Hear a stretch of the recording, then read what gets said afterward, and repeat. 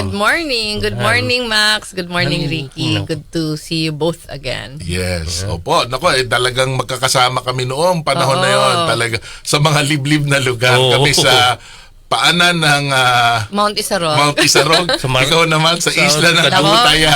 Pinahirapan namin niya si Ricky. Ayun. At sa Marawi. Sa Marawi. Marawi. Magkakasama tayo sa Marawi. So, ayan po. Nako, nakakatuwa po itong aming reunion dito sa ating programa. No? At talagang palagay ko tamang-tamang Pasko.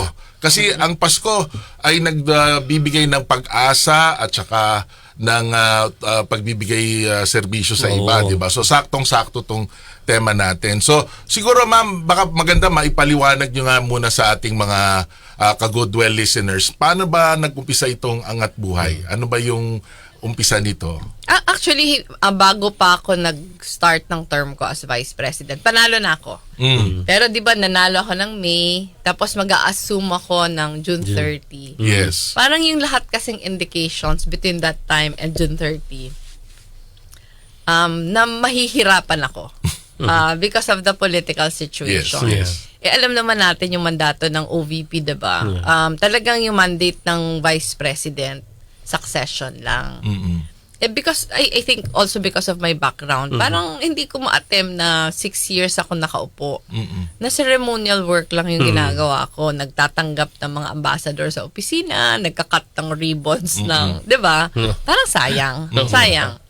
So, plinana na namin even before na paano ba natin ma-reinvent yung opisina para mas advocacy-centered siya, hindi ceremonial.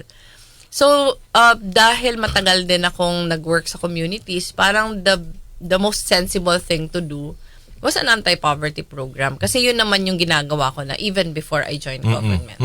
So, na-conceptualize namin yung Angat Buhay. Pero yung problema namin noon, ang dami namin gustong gawin, wala naman kaming pondo for that. Kasi yung VP, wala namang pondo for those programs kasi wala nga sa mandate namin. So, na-conceptualize namin siya na parang tulay kami. In fact, yung pinagpilian namin na parang branding o pangalan before we started, tulay.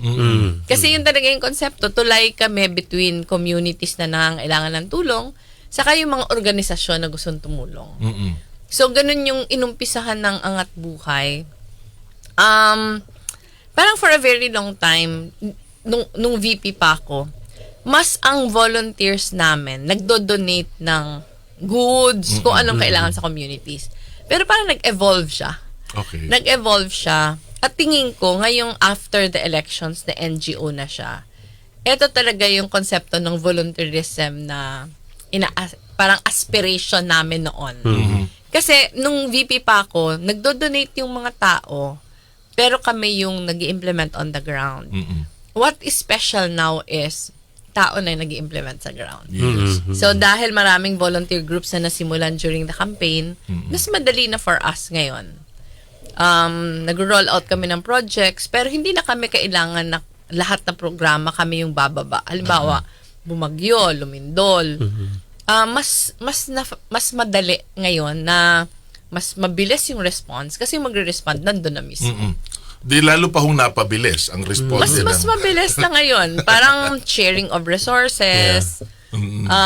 Tapos nararamdaman ng tao na hindi lang siya donor, kundi kabahagi talaga siya. Parang parang miracle of the loaves and fish. Binigyan ka lang ng konti, pero dumadami. Kasi na-inspire. Diba? Pero yun yung Ricky, yung I think, isa sa mga takeaways namin when we started Angat Buhay.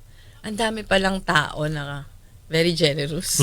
Ang dami palang tao na gustong tumulong, hindi lang alam kung paano sila tutulong. Yes. So parang nag-provide tayo ng platform for that. Yung ma'am, you mentioned na the aspiration ninyo na magkaroon nga ng space, yung volunteerism na talagang buhay. Hindi lang siya kumbaga charity or dole out or giving.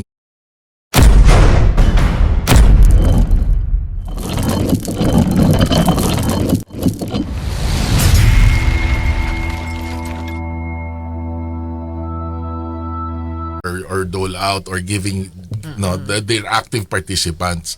So nangyari po ito after the election. Anong nangyari yung mga group? Marami kasing grupong nabuo noon eh. Maraming kumampanya sa inyo sa kampanya ng mga Actually, nung VP pa ako, alam namin, parang ang nasa isip namin, ang Angat Buhay matatapos the day that I finish my term. Kaya nung nakaupo na kami, yung mga major projects, meron kami bridging leadership program with the LGUs. Yes. Kasi ang pinaka-konsepto, andito kami 6 years lang eh. Sayang naman nung sisimulan kung hindi nyo ipagpapatuloy. So ang konsepto namin nun, kung hindi nyo lang naman itutuloy, hindi na namin sisimulan. So nire-require namin yung mga LGUs kung saan meron kami big programs na yung officials na in charge sa project should undergo a bridging leadership program. So parang may ownership, yung sustainability, yun yung pinakamahalaga. Kasi yung paniniwala, hindi kami naniniwala doon sa parang patronage. Yung magbibigay ka lang ng one time, big time, tapos makatapos wala na. Lagi kong sinasabi sa mga volunteers natin na actually yung pinakamahalagang pwede mong i-volunteer oras. Kasi halimbawa, medical missions. Mahalaga yung medical missions.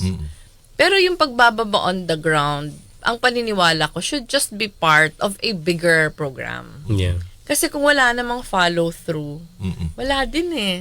So, halimbawa, sa mga schools, magbibigay ka ng school supplies, okay yon. Kasi kailangan ng mga bata.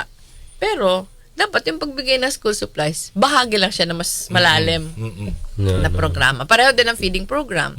So, yun yung pinaka-konsepto ng Angat Buhay na kailangan niya ipagpatuloy. Pero, yung what happened during the campaign was so unexpected. Hindi natin alam yung volume ng volunteer groups na na-form. Madami.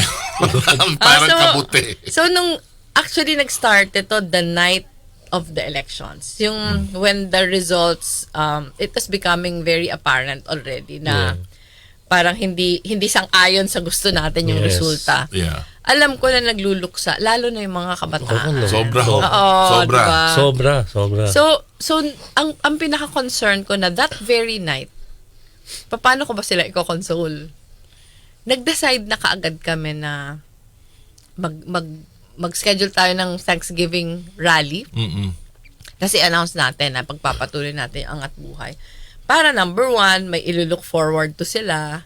Tapos number 2, yung mensahe na yung laban naman hindi naman parang yung ang pinaglaban nyo hindi naman ako kundi ang bayan.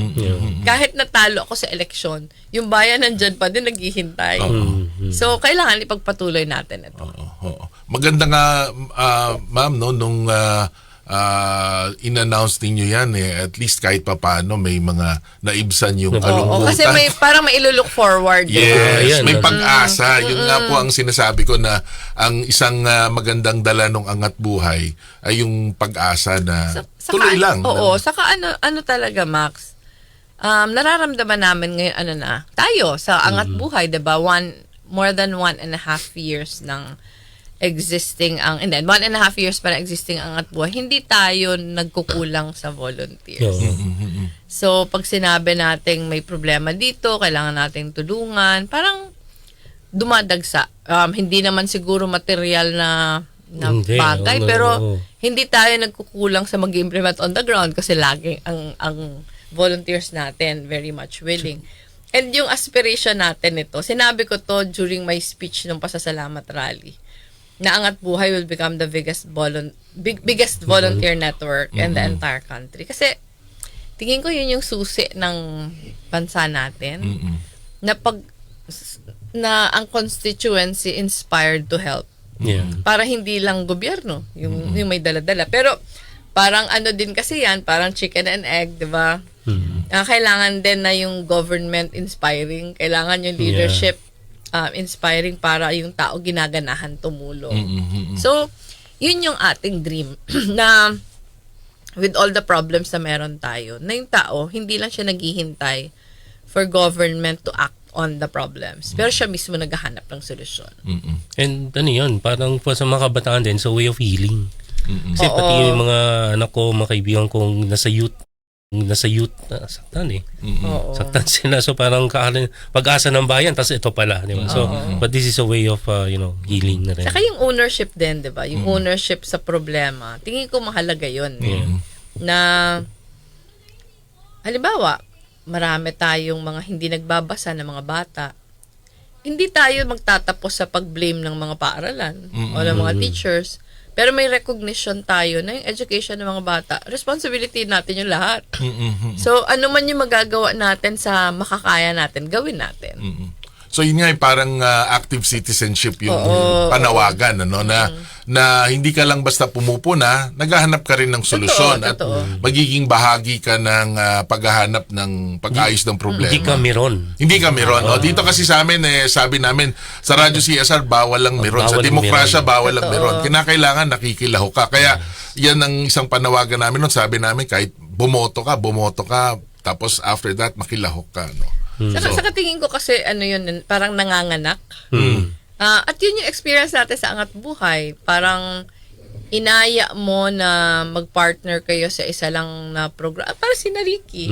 Inaya mo mag-partner kayo sa isang programa pero nung nag-partner na kayo, nakikita pa nila yung lawak ng problema. Tapos parang nanganganak yung partnership. Maraming ganon.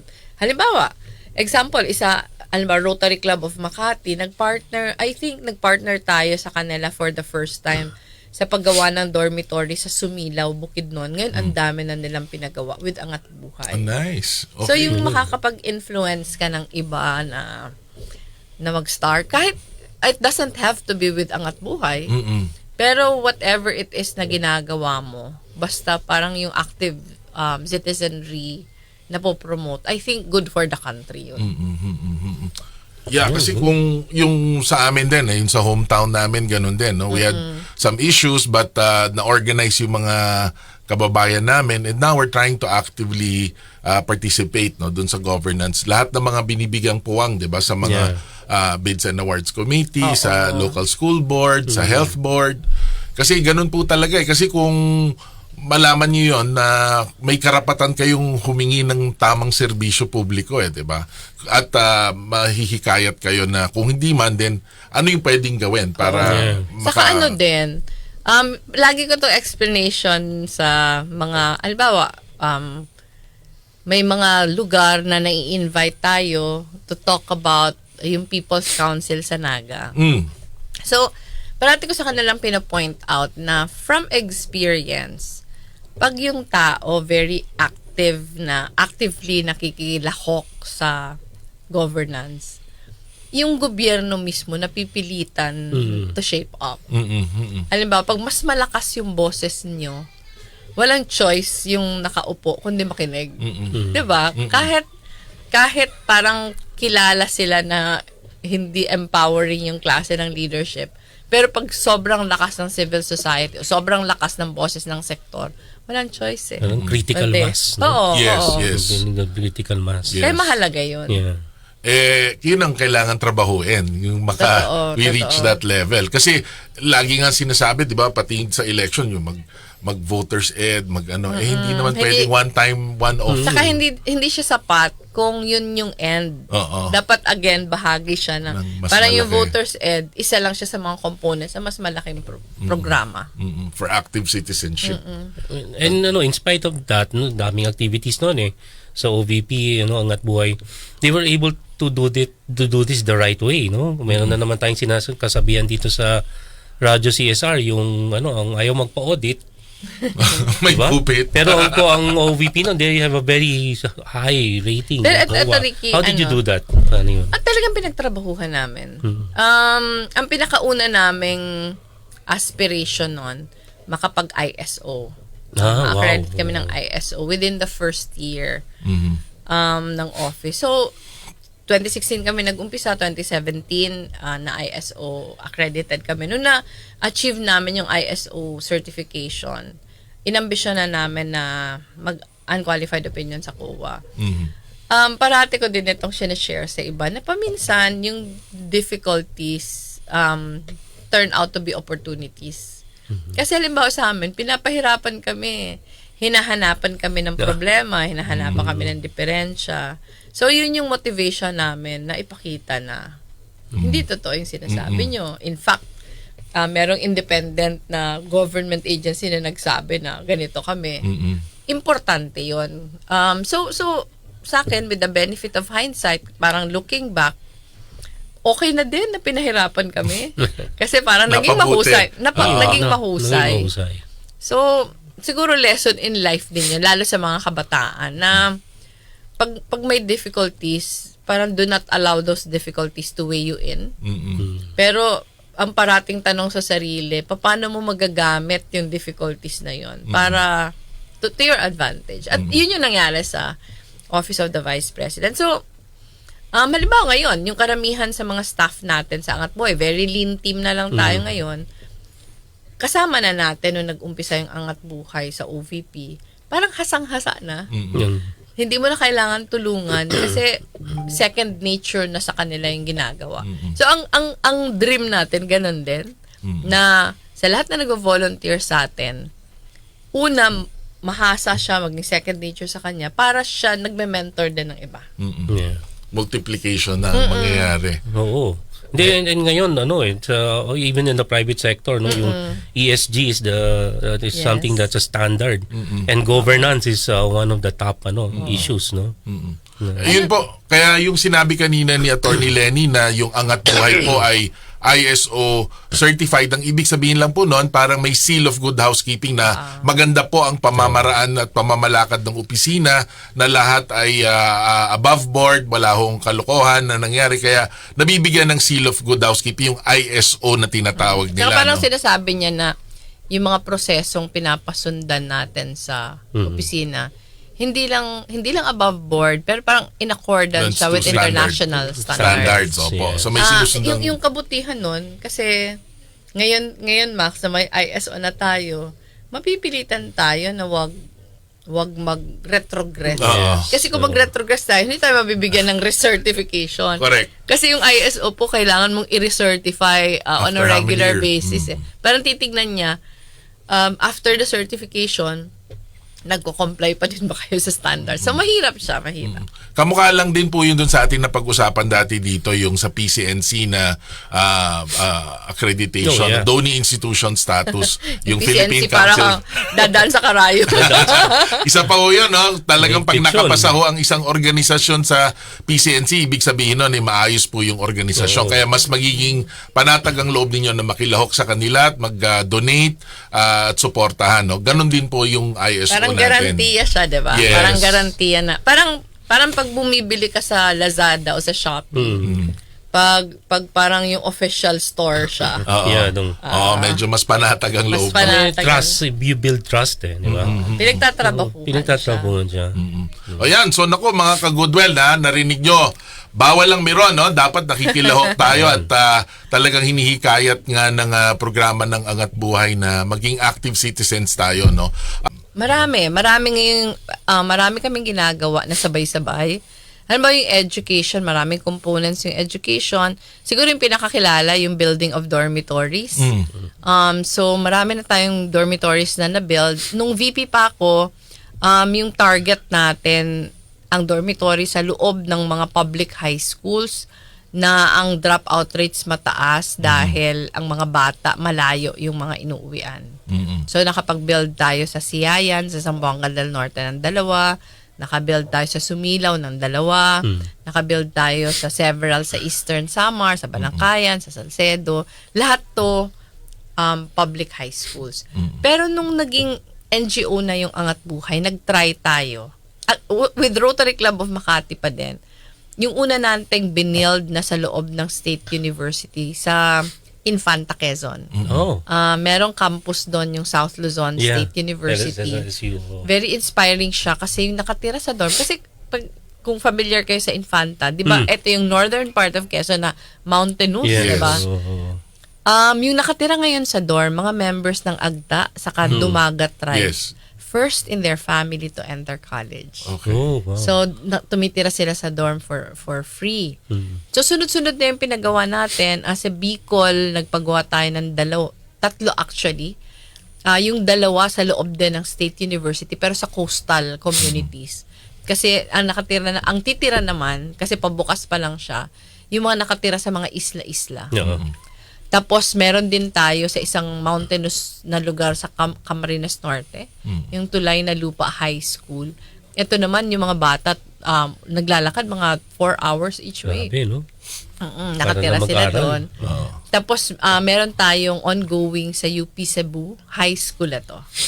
High school, tapos meron tayong bubuksan din sa Palawan State University. Itong mga dorms, ma'am, ito mga indigent students, no? Oo. Who are having a hard time going to Yung yung kailangang huminto dahil wala yung family na pambayad sa board and lodging. Maraming ganun eh. Yeah. Actually, ang mahal kasi yung Oo. maintenance mo, yung Hindi, daily saka maraming scholarships for tuition. Correct. Oo. Pero yung board and daily, lodging wala. Oo. So, yun yung hinahanap Gaps, natin, nasaan yung gaps.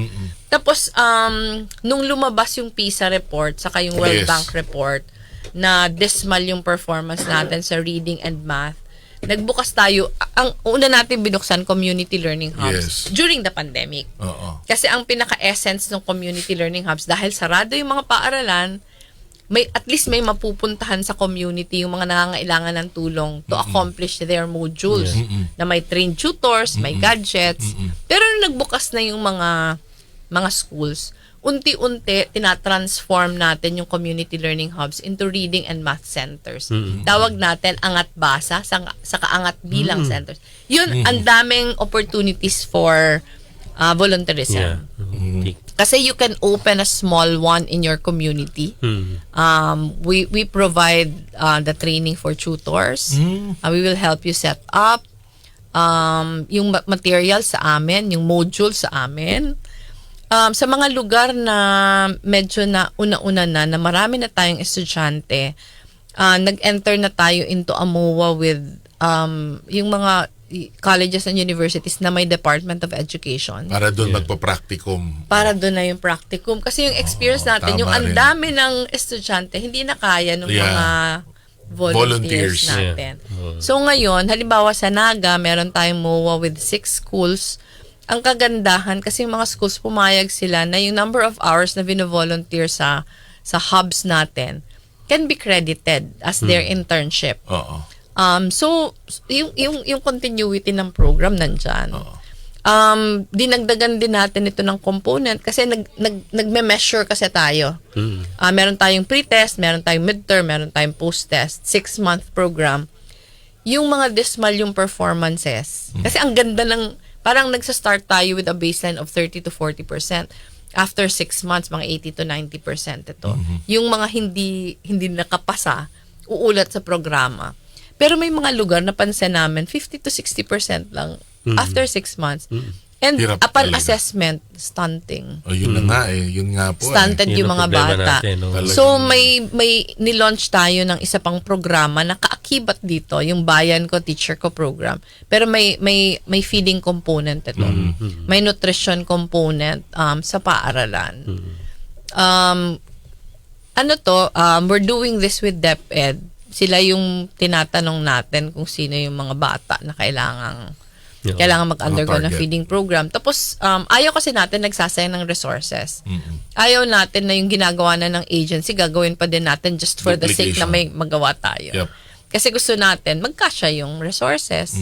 So, yung DepEd, meron din siyang sariling feeding program, pero mas limited.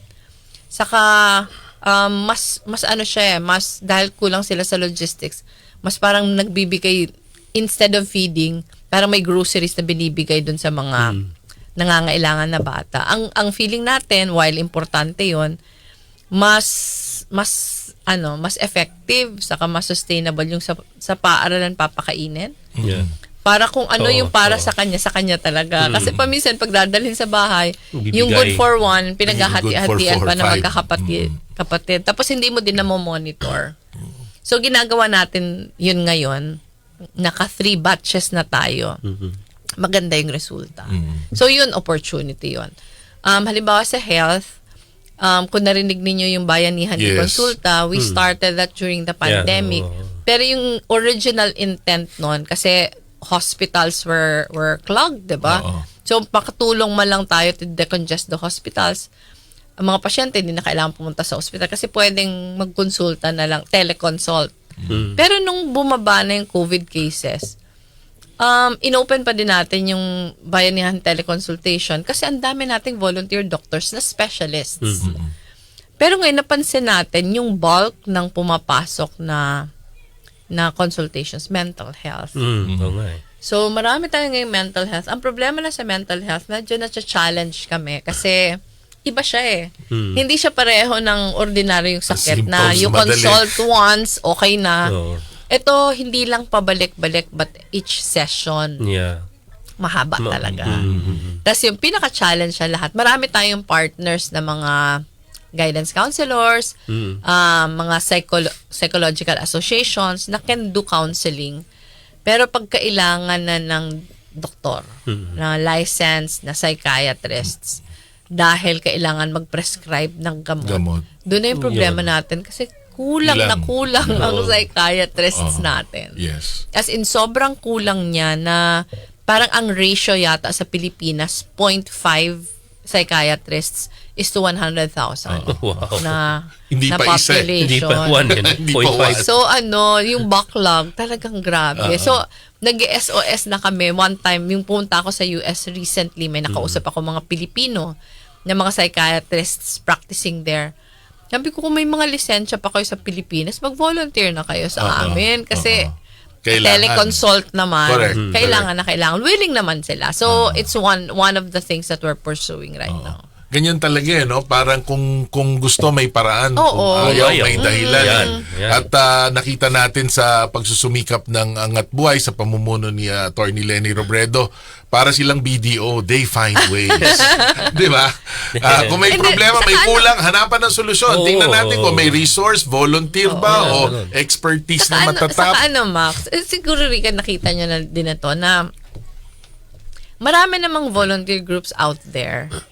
Pero ang napapansin natin, paminsan kasi top-down yung approach.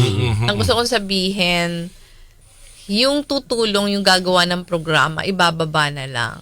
Para sa akin, while admirable yung tulong, mas effective kung galing sa baba. Meaning to say, inalam mo muna kung ano yung pangangailangan. Kasi ang pinaka-lesson talaga, akala lang natin, alam natin lahat. Yeah. Pero pag bumaba tayo on the ground, hindi pala yun yung kailangan nila. Ano ba, Ricky, yung ginawa natin sa Agutaya? Oh yeah, oo. Mahaba lang, ay kulang lang kasi yung oras na kumax. Oo. Yung Agutaya, sobrang hirap puntahan. Layo. Pag tiningnan mo siya sa mapa, hindi mo na siya makahanap. Ano siya, officially part of Palawan, pero it's in the northeast portion of Palawan. Actually, equidistant na to Iloilo. Parang ang kwento sa amin, pag nag-boat ride ka from Puerto Princesa, parang it takes 16 hours yata. Yeah, mga ganun. It's the same amount of time To go to kung galing Iloilo. ka sa Iloilo din na magbo-boat ride ka. So pagpunta namin doon, nung pumunta kami, parang gusto lang namin makita yung lugar kasi may nakapag-report sa amin na mahirap. Pagpunta namin doon, walang hanap buhay yung karamihan. Kasi parang seaweed Farms. farming yung Primary yung source. primary, pero mahina yung tapos yung mga bata, hindi sila binibisita kasi ang layo nga. Parang naninibago sila pag may bisita. Yung the first time I went, may isa lang na eskwelahan doon, pinahilera yung mga bata to meet me. Yung pathway papunta sa school, nakahilera doon yung mga bata. Yung napansin namin, parang yung mga size ng grade 1, yung grade 6, ganun din yung size. Oo. Talaga. So, stunted lahat Yun na nga eh. lahat ng mga bata. Tapos, yung Team Energy, sina Ricky, nag-install sila ng mga in-energize. Solar. Yung solar. isla, oo. So, In-energize, nagkabit ng solar, tapos pwede na silang gumamit ng ilaw, tapos pwede na silang magsaksak ng mga minor appliances. Alam mo, very transformative, saka life-changing para sa kanila. Kasi yung mga hindi lang na nakapag-aral ng mabuti yung mga bata sa gabi, pero yung mga babae nagkaroon ng hanap buhay. Gumagawa na silang handicraft sa gabi. Hindi sila makatrabaho ng handicraft sa umaga kasi they take care of the family. Pero sa gabi, nakakagawa na silang handicraft while the children are asleep. Malapit kasi yun sa Amanpulo eh. So yung Amanpulo, binibili yung kanilang mga products. Shout out to Lemia Simbulan, Andres Soriano Foundation. And saka, grabe yung tulong ng Andres Soriano Foundation doon. Including water supply. Correct. Naasikaso niya. And employment, no? Yung employment, karamihan sa mga nagtatrabaho sa Amanpulo, galing doon sa mga isla around it. Kaya lang, yung akala mo lang ang lapit. Kasi I remember, parang the last time I went, ibang barangay naman to yung sa Algeciras. Algeciras. Parang from Amanpulo, kasi lumapag kami sa Amanpulo, magte-take pa kami ng boat papunta. Parang, ayan lang, ang lapit. Parang almost an hour pa din na biyahe. Pero ang ganda, Max. Maganda talaga. That part of... Bababasa kasi malayo lalakarin. So humiram si ma'am ng sapatos sa sundalo para like, okay. Kasi hindi ako prepared. So nakamaong ako. Pero wala. Nilusong ko sa parang naka-shorts ka ng Ricky, no? Shorts kasi. Si Ricky handa eh. Ako hindi mo in-advise, ha? Wala kang advice. Low tide pala eh. Tapos nasa boat ka, nakikita mo yung mga turtles nagsuswim beside the boat. Ang ganda. Ang gandang lugar pero napakahirap. Layo punta, no? Sobrang layo. I think one day yan from Puerto Princesa, no? By plane, boat, ganun. Lahat na klaseng sasakyan mo. Pero yung balikan ko lang sinabi niyo, ma'am, na dapat sana merong from top down, di ba? Pero maganda sana kung galing sa baba. Yung favorite namin dito ni Sir Ricky, bibingka approach. Yun. May luto sa ibabaw, may luto sa baba. Maganda kasi nga na balance mo yan, kasi, di ba? Kasi diba, balikan ko lang yung yung kinikwento kong lugar na yung Agutaya. Pag pumunta ka na kasi doon, marami kang makikitang kailangan. Halimbawa, yung sa amin, yung seaweed farming, yun yung source of livelihood, pero sobrang hina. So, nag-partner kami with Palawan State University to do capacity building para palaguin ulit yung seaweed farming. So, ang laking bagay for them. Pero kung pupunta ka kasi, may dala ka lang ng pagkain pag alis mo. O kahit sabihin natin, may dala ka ng groceries. Dahil feeling mo, importante yon. Pero 1 week, 2 weeks, ubos na. Correct. Pero pag binigyan mo sila ng, alam ba, in-energize mo, may kuryente na sila. Di ba, ang dami nilang pwedeng mas gawin. Impactful. Saka, sustainable. Yun sana yung pinaka-lesson, tayong matagal na sa development sector. Lalo na po siya. Sige na nga, nakabawi ka. Hindi, pero, di ba, yun sana yung lesson na when you think of projects, sana yung sustainability yung isipin. Kasi, actually, pag hindi siya sustainable, nagsasayang tayo ng resources. Tsaka nagpapaasa ka sa tao, lalong nagiging worse. Sila. Parang mahilig kasi yun yung madali. Mahilig tayo sa one time, big time. Na magbibigay tayo, ang dami nating bibigyan. Merong event para magbigay. Pero diba? Halimbawa, paminsan merong building of houses. Mahalaga yon, yung building of houses. Pero, tingin ko mas mahalaga yung halimbawa ginagawa namin sa mga housing projects namin na yung mga partners, pinapaturuan natin yung residents ng skills. Parang yung residents yung mag-build. Sila namang tuturo, So, tinuturuan sila ng masonry, tinuturuan sila ng carpentry, ng plumbing, electrician. Ng pagpinta. Tapos, merong mga volunteers, pero dapat turuan mo sila kasi number 1, mas papangalagaan nila. Number 2, may skills na sila na pwedeng hanap buhay na nila yung skills na yun. Tsaka may taya, di ba? So, yan. Okay. Kung paano pong buhay na buhay ang diwa ng volunteerismo sa Angat Buhay at paanong ito ay paraan upang mahikayat ang karamihan sa ating mga kababayan na makilahok, maging active citizen. Meron pa po silang bagong programa. Ito, baby pa. Kakaumpisa lang ata nito ngayong nakaraang buwan lang ata. Bago lang. So, meron po silang tinatawag na Angat Sining. Arts and culture. Yan. So, ano naman to, Attorney Lenny? Actually, wala tayong kabalak-balak kasi tingin namin hindi kami expert sa arts and culture. Pero during the campaign kasi, ang daming artists na nag-volunteer sa atin. Actually, Kuya AG. ang dami Kuya AG si AG. Sanyo. Ayan, Yung mga muralists, yung mga national artists, ano to, visual arts, music, dance, literature, ang dami. So after the campaign, volunteer pa din sila anong pwede namin gawin. So they helped us set up the museum. Yes. Pero after ng museum, ano na. So kaya namin naisipan na i-explore kung paano mag-provide ng platform na makakatulong pa din sila. Tapos yung na-discover namin, parang yung arts and culture sector pala, isa sa mga pinaka hindi organized. Yung sa in the communities. I'm not talking yung mga artists na mga kilala na. Pero ang daming budding artists sa communities na naghihirap. Naghihirap sila kasi despite their talent, walang opportunities. Yeah. So, etong mga sikat, sila yung makakapag-provide ng opportunities, di ba? Saka sila yung makaka-enhance ng talent. So, kinonceptualize namin, actually, malaking bagay sa atin kung kilala niyo si Mark Justiniani. Yes, yes. Ano yan, very, very well-known na visual artist. Kasama ko yun sa UP eh. Matagal na siyang involved sa mga community projects. So kasama natin siya pag-conceptualize. Paano ba tayo makakatulong? Tapos si Toym Imaw, UP din, na, oo, katulong natin paglatag. Tapos si Ben Cab, na tatanong natin siya kung paano. Marami. Halimbawa si Rio Alma ng literature. Ayun si AG, kasi AG has been helping us. Muralist siya. So maraming mga only too willing to help. Tapos ang pinakauna natin, Max, na programa, nag-open tayo ng applications for parang residency program. Parang residency. Para siyang mentorship. Pero inopen natin siya to senior high school students.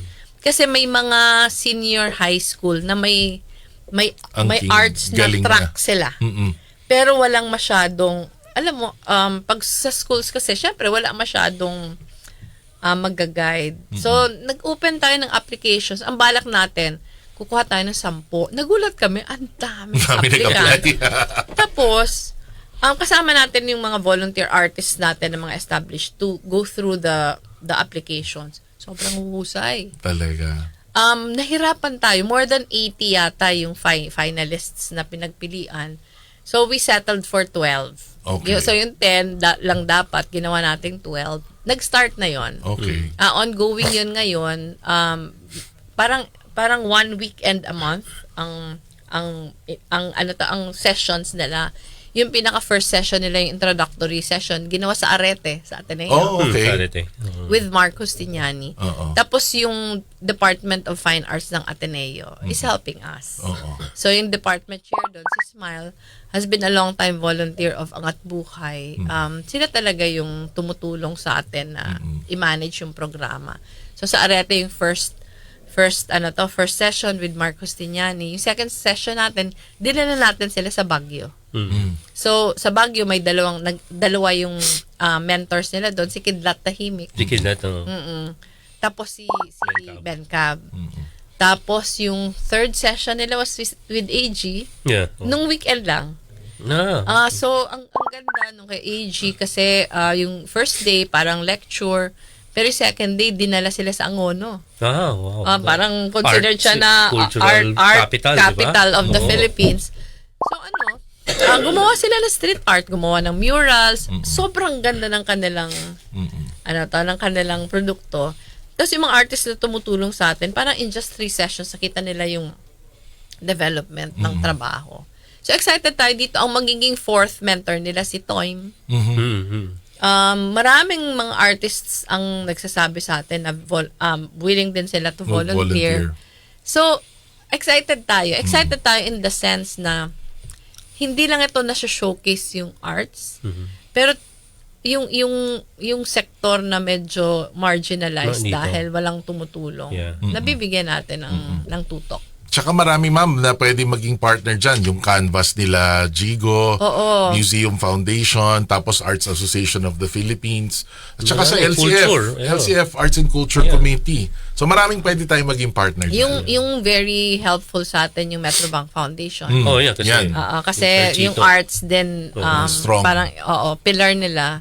So meron tayong mga activities na partner natin yung Metrobank ay Foundation. si Sir Boyet D. Nandun na siya na nga ngayon. pala si Boyet. Nandun siya ngayon. O yan, mga kagudel, lahat ho yun, mga volunteers para lang dito sa isang programa ng Angat Buhay, yung Angat Sining. Doon naman sa Bayanihan ni Konsulta, mga doktor, di ba? Pwede din hindi doktor. Pwede rin hindi doktor, Kasi yung tama. mga call bridging agents natin, non-medical. Correct. So ang dami hong paraan, no, kung saan tayo pwede magtumulong basta gusto, di ba? Pag Yung gusto, disasters din. Disasters. Disasters. Although ngayon, yung disasters mas decentralized na siya.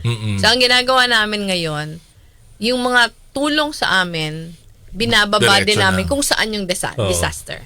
So, mas madali yun. Kasi yung tao on the ground lang. Expert ang Angat Buhay dyan. Oo, sa amin, alam na namin yung gagawin, kaya halos first on the ground tayo Yes. lagi. Tapos yung isa yung sa community learning hubs, no? So volunteer-led din 'yon. So mga ka-Goodwill, Bob, kung meron mga nakikinig sa ating mga Goodwill listeners at na-inspire sila, gusto nilang tayo din ng kanilang learning hub or tumulong sa ating mga programa, saan po sila makikipag-ugnayan? Una, meron kaming social media pages. Merong Facebook, pwede silang mag-message doon. Merong Instagram, pwede din silang mag-message. At tapos pwede din sila mag-email. Meron ng site, yung angatbuhay.ph. Pwede silang mag-email doon within the site. Tapos mag-inquire lang. Or, pwede in person. Yung address po namin, 84 Cordillera Street, Quezon City. Malapit yun sa may Welcome Rotonda. Malapit sa may Banawe. Malapit to sa Ehlers Lechon. Malapit.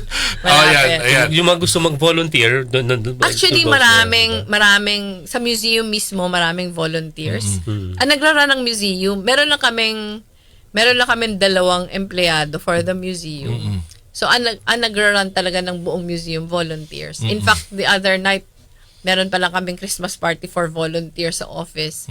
Yung may na-form na grupo, yung Creatives for Lenny. Yeah. Ang karamihan dito mga bata na mga artists na nagpo-produce sila ng mga art merchandise. Sila naman yung merchandiser sa museum natin. So kung gusto niyo mag-volunteer sa museum, ang office ng Angat Buhay, second floor ng museum. So nandun po kami. Ako pag nasa Manila ako everyday, ako nandun.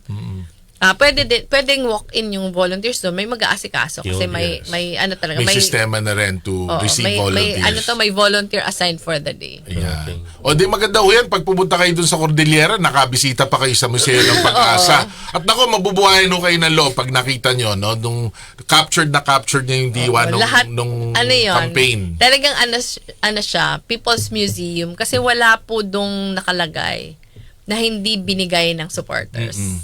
Lahat na nasa museum, bigay ng supporters during the campaign.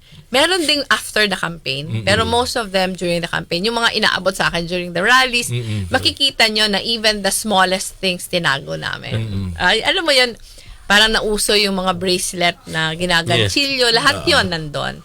So, nakakatuwa pag may nagbibisita tapos nasa-surprise siya na, uy, ito yung binigay ko. Oo nga. May mga ilang ganon, tama. So, nako, maganda ho yan, no? Gaya ng nasabi ko, ngayong Pasko, ang natin is Pag-asa, Diwan ng Pag-asa, baka ho gusto nyo dumaan doon.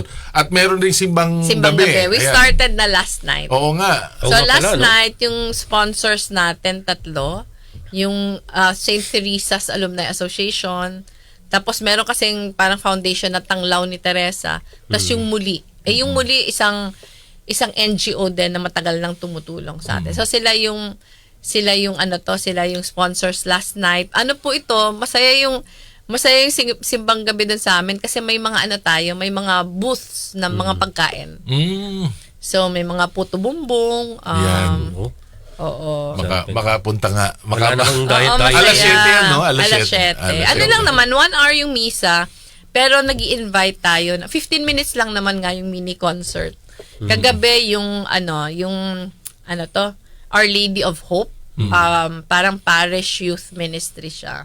Sila yung nag-perform kagabi. So, tonight meron ulit. Hanggang 24. Yan. O, mga ka-Goodwill, kita nyo, marami talaga tayong pwedeng gawin kung gusto natin mag-volunteer. By the way, ma'am, meron din, di ba, ang pwedeng i-volunteer mo, time, talent, treasure. Pag may gusto naman po mag-donate, ganun din, just reach out to ganun din naman. Actually, nung VP pa ako, hindi tayo tumatanggap ng cash donations. Yeah. So, hindi tayo tumatanggap. Ang mas gusto kasi natin na yung partners mismo ang makipartner doon sa community on the ground. Pero ngayon, no choice tayo kasi walang office na nagbabahay sa atin. So, ngayon, tumatanggap tayo ng cash donations. Pero yung marami tayong controls na nilagay, halimbawa, pag hindi kami pwedeng tumanggap kung wala kami dalang resibo. Tapos dapat tinatanong yung nagbigay. Binibigyan siya ng menu nung ginagawa. Tatanungin natin, saan mo gustong gastusin ito? So, medyo stricto tayo niyan. Kaya siguro tayo nabigyan ng PCNC accreditation. Kasi butas ng karayom talaga yun. Shout out doon sa treasurer kay Miss Camille Tolentino. Sir Felix, at si Rafi, diba? Congrats sa inyo sa pagpapasa sa PCNC. Ayan. Talaga, mahirap siya. Pero, I think, mas okay naman na mahirap para tayo mismo natutulungan. Yan. Okay, so mga ka-Goodwill, nako, kulang na kulang oras talaga. Bitin na bitin, pero kami po ay nagagalak at nandito nakasama natin si Attorney Leni Robredo ng Angat Buhay upang magbigay ng kanyang storya tungkol sa paanong buhay na buhay ang diwa ng bayanihan, no, sa Angat Buhay ngayong buwan ng bayanihan. So, ma'am, baka meron kayong gustong parting words bago na tayo magsara sa ating programa. Unang-una, maraming salamat sa imbitasyon. Sa mga nakikinig po sa atin, sana with this episode, saka siyempre mga episodes ng Radyo CSR, mahikayat kayo na maglaan ng panahon para mag-volunteer. Napakaraming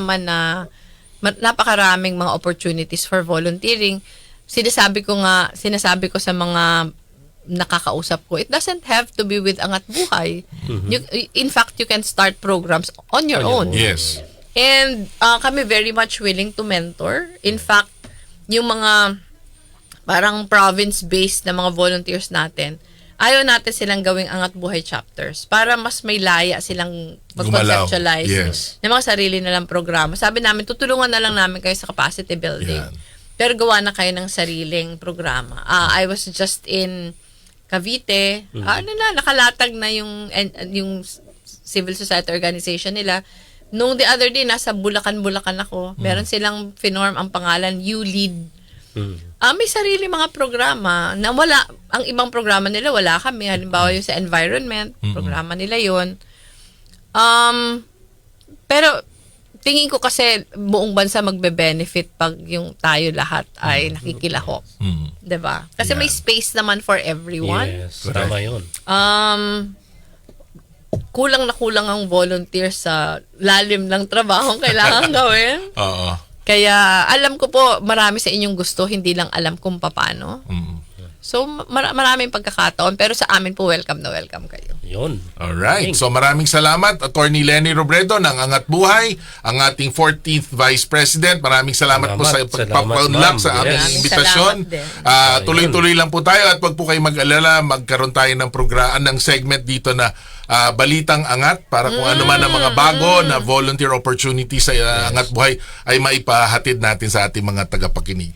So, mga ka-Goodwill, ito po, nagtatapos na naman ang isang programa ng Angat Buhay Tuloy Radyo CSR. Mga taga-PWC sa Lipanan nanonood. Oo nga pala. Jansen Boy. Yes. Jansen Boy. Yan po ang ating programa, Angat Buhay. Sama na kayo sa muli ang next week ang bisita natin, taga Makati Medical Foundation naman po. No? So, wag po kayong bibitaw. Dito lang tayo sa Radyo CSR, doing good while doing well. Bawal ang meron. Yun. Alright. Sige. Bye-bye. Thank you.